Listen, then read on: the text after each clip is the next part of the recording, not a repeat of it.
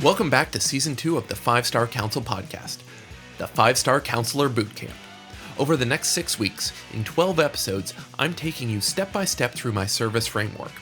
Every episode focuses on one key aspect of service, not only tackling common misconceptions about that aspect, but also giving you clear takeaways and tactical exercises for you to do on your own. This will help you develop service in your firm so that it works for you, your employees, and your clients. I'll help you build the firm clients rave about because you, your clients, and your employees are happier, leading to more referrals, repeat business, and 5-star reviews. Let's get started. Hey 5-star listeners, I know we're all pretty excited to be able to gather together again, and one of my favorite legal gatherings is back and in person. Clio Cloud Conference will be in Nashville, Tennessee on October 10th and 11th. ClioCon brings together leaders from across legal and tech to learn, be inspired, and innovate. While there is a healthy focus on how to better use Clio, there's as much shared about how to improve your practice with whatever tools and tech you're actually using. Now, one of the main reasons I've gone every year since I opened my firm is how easy it is to connect with new people who are building a better way to practice law. And you've probably heard from many of those same people here on this podcast. 5-Star Council will be there conducting some on-site interviews, as well as sharing a slew of tips and trends that come from this future-focused event. If you want to join me there, we've got a special discount code just for our listeners. Just use the code 5-Star Council Podcast with hyphens between each word for $300 off your ticket. Don't worry, we've put that all in the show notes so you don't have to remember it. Get together with thousands of legal professionals from around the world in person for the first time in over 2 years, or virtually. No matter which you choose, trust me, you'll be glad you joined. Welcome back to Season 2 of 5-Star Council.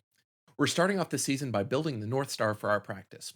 This is 3 legs of the stool we've talked about a few times. Remember, the stool is built by you, the practice owner, whether you're in a big firm or all by your lonesome, your employees who are helping you serve your clients, and finally, your clients. But each of these 3 groups needs their own direction. Why? They're coming to this firm, your practice, for different reasons. So, as we think about this, remember that we're going to build our vision for ourselves as the practice owner. We're building out our values so our employees know how to act in situations without us. Finally, we're building out the mission so we know what we do for the clients we serve. Let's get started with vision. As we talk about vision, remember this is guidance for you as the practice owner. What are you building towards? What is your mountaintop? Ultimately, I want you to have something that will guide your behavior as you build your practice, even if it's just a practice inside of a larger firm. This is primarily guidance for you, and additionally guidance and context for your employees. It's helpful for you as you build the practice and lets your employees know this is where we're going together as one big firm. Your clients probably won't care so much about the vision of what you're trying to build. So as we start, where are you going? What are you doing? And does what you're doing now get you closer to that vision? We want to help you build out that mountaintop because it'll help guide your decisions as you go forward. Now, I know this sounds like it's going to be just some fluffy consultant mumbo jumbo, but you need to know where you're going or you won't get anywhere in particular. How will you ever know if you're getting closer to a goal if you haven't identified what it is that you are building for yourself? Now, of course, you're going to have some sort of exterior goals, such as working less or making more money. But as the owner, you wouldn't necessarily share that with the employees because it doesn't serve the firm. For example, you wouldn't necessarily tell a prospective employee that the firm exists so you can work less. Who would want to go work for a firm? Who would get motivated every day to say, hey, I'm going to the office so John can work less? As the leader of your practice, your job is to align the resources available to you to get to that mountaintop. So this is the mountaintop that you, the practice owner listening to this podcast, are building towards. And it's why we're making these choices and not those choices. Now, it doesn't mean you can't share what you're doing with everybody else, knowing ultimately this is the practice we're looking for. But think about this as your guiding light, your North Star as you build out the practice. As an example, I went on the Four Seasons website and found what I think to be their vision statement. It's under the section Who We Are. We have chosen to specialize within the hospitality industry by offering only experiences of exceptional quality. Our objective is to be recognized as the company that manages the finest hotels, resorts, and residence clubs wherever we locate. We create properties of enduring value using superior design finishes and support them with a deeply instilled ethic of personal service. Doing so allows Four Seasons to satisfy the needs and tastes of our discerning customers and to maintain our position as the world's premier luxury hospitality company. Now, what do we get from this? We're getting a lot about what the hotel wants to be. You can easily share this with everyone. Sometimes I know I hear this, and I even said it earlier. You may not share this with all the employees. Your vision may be just for you. But even knowing this is what we're building for, making sure it's something that everybody can get on board with. What it shouldn't be is something, again, that's all about how you are going to benefit from it. I've seen people say that their end game is going to be mailbox money, which at a first cut for most lawyers isn't realistic. You want to have something that you can build towards, but we also want to make sure it's realistic for you to get there. Now, of course, there are going to be multiple facets of your vision, but ultimately there's a single mountaintop that you're striving for. And what I want you to do is start thinking about exactly what that looks like for you. So, when you sit down to do the work, what we're doing is mapping out the future of where you're going. What does your firm look like, and who is going to be there? Why are you building it? How can we get it for you? As we bring it all back together, how is your vision going to help you build the practice you want?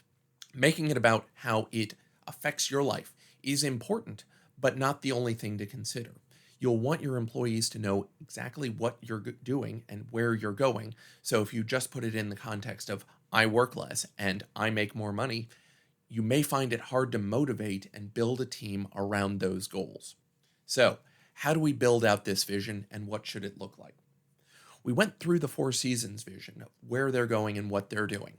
It was really only about 5 or 6 sentences. Yours can be longer. As I look at mine, it's about a page and a half describing what my day looks like, where I'm going, where my offices are. Here are a few questions that you should use as you build out your vision. Our overarching question: what does your practice look like? How many employees do you have? Is it just you? Do you want to have 10 people working under you, 3 of whom are associate attorneys? You'll need to be specific about who these people are and what they do.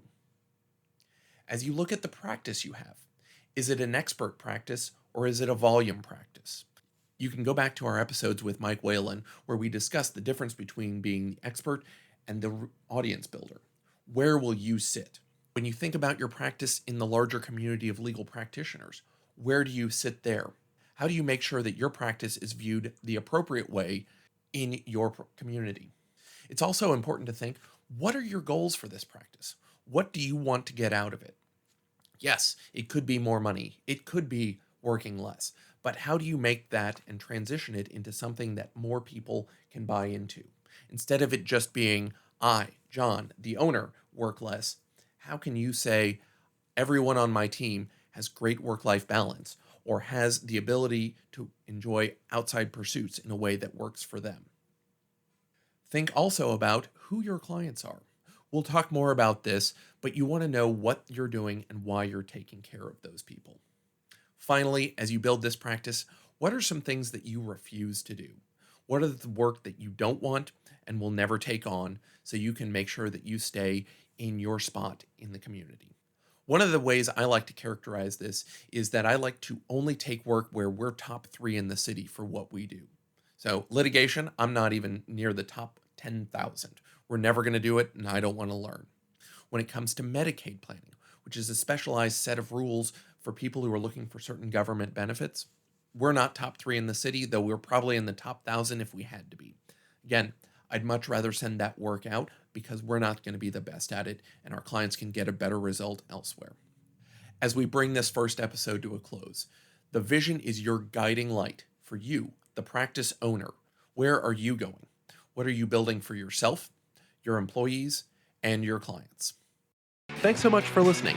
You can find more info on us and get your free white paper on client service at fivestarcouncil.com. You can get in touch with me at john@fivestarcouncil.com. If you enjoyed the podcast, please subscribe wherever fine podcasts are found and leave us a review wherever you can.